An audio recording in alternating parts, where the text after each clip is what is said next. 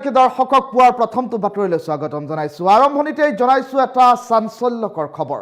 লখিমপুৰৰ বঙালমাৰাত নিশাৰ ভাগত এটা ভয়াৱহ ঘটনা সংঘটিত হ'ল, যি ঘটনাৰ বিৱৰণী শুনিলে আপোনাৰো চকু কপালত উঠিব। ভিনীহিয়েকে খুলশালীয়েকৰ সৈতে ভয়ংকৰ কাণ্ড সংঘটিত কৰিছে। খঙৰ ভমকত ভিনীহিয়েকে হাতত তুলি ল'লে আইন, আৰু তাৰ পাছতেই পৰিস্থিতি হৈ পৰিল উত্তপ্ত ভয়ংকৰ। এই ডাঙৰ খবৰটো টাইম মিটৰ দৰ্শকসকলক এই মুহূৰ্তত জনাইছো। নিশা লখিমপুৰৰ বঙালমাৰাত ভয়ংকৰ ঘটনা সংঘটিত হৈছে। এই মুহূৰ্তৰ এটা ডাঙৰ খবৰ টাইম মিটৰ দৰ্শকসকলৰ বাবে লৈ আহিছো। পাৰিবাৰিক কন্দলৰ কৰুণ পৰিণতি লখিমপুৰৰ বঙালমাৰাত।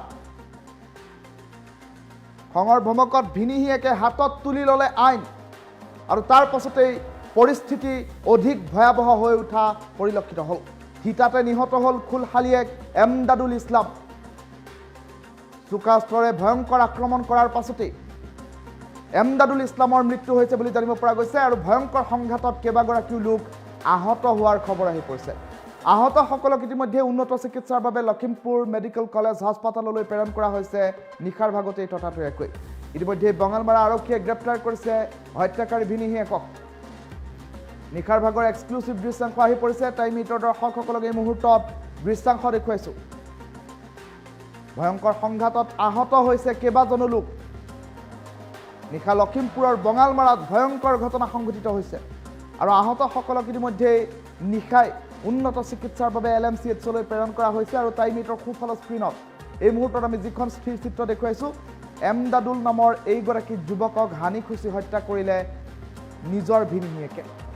পাৰিবাৰিক কন্দলৰ কৰুণ পৰিণতি দেখিবলৈ পোৱা গ'ল লখিমপুৰৰ বঙালমাৰাত, আৰু নিশাৰ ভাগত এক প্ৰকাৰ উত্তপ্ত পৰিস্থিতিৰ সৃষ্টি হ'ল। বঙালমাৰাৰ 30খন বিচনাযুক্ত চিকিৎসা কেন্দ্ৰলৈ, স্বাস্থ্য কেন্দ্ৰলৈ ইতিমধ্যে নিশাৰ ভাগতে লৈ যোৱা হৈছিল এমদাদুলক, কিন্তু চিকিৎসকে মৃত বুলি ঘোষণা কৰিলে চিকিৎসালয়ত। কেতবোৰ মন্তব্য আহি পৰিছে। টাইম মিটৰ দৰ্শকসকলক এই মুহূৰ্তত মন্তব্য শুনাইলো। সিহঁতৰ কিবা নাতিনী মানে বিয়া দিলে, তাত বিয়া দিয়াৰ পিছত ইয়াত আহিছে ঘৰত আজি আলহী খাবলৈ। আলহী হোৱাৰ পিছত তাৰপিছত আপোনাৰ সিহঁতো আহিছে আজি সন্ধিয়াকে, দুইজন আহিছে। অহাৰ পিছত খোৱা লোৱা কৰি কিবা এটা তক্ৰ বিতৰ্কৰ মাজত সি ঘৰৰ পৰা লৈ আহিছে। অহাৰ পিছত নি পেলাই তাৰপিছত আপোনাৰ দৰৱাজাটো কথা বতৰা চলি আছে, তাৰপিছত দৰজাটো লক কৰি দিলে। লক কৰি দি পেলাই তিনিজনক। তাৰ কি হয় সেইকেইজন? এই এজন হৈছে আপোনাৰ দুটা হ'ল হেৰি মানে তেওঁ যিজনে মাৰিছে তেওঁৰ নামটো কি? তাৰ নামটো উস্তৰ আলী। উস্তৰ আলী হয়। দুইটা তাৰ চালা হয়, এটা তাৰ পেহী হয়। খুলশালীয়েক দুজন। এজন পেহী। সিহঁতৰ কিবা নাতিনী মানে বিয়া দিলে, তাত বিয়া দিয়াৰ পিছত ইয়াত আহিছে ঘৰত আজি আলহী খাবলৈ।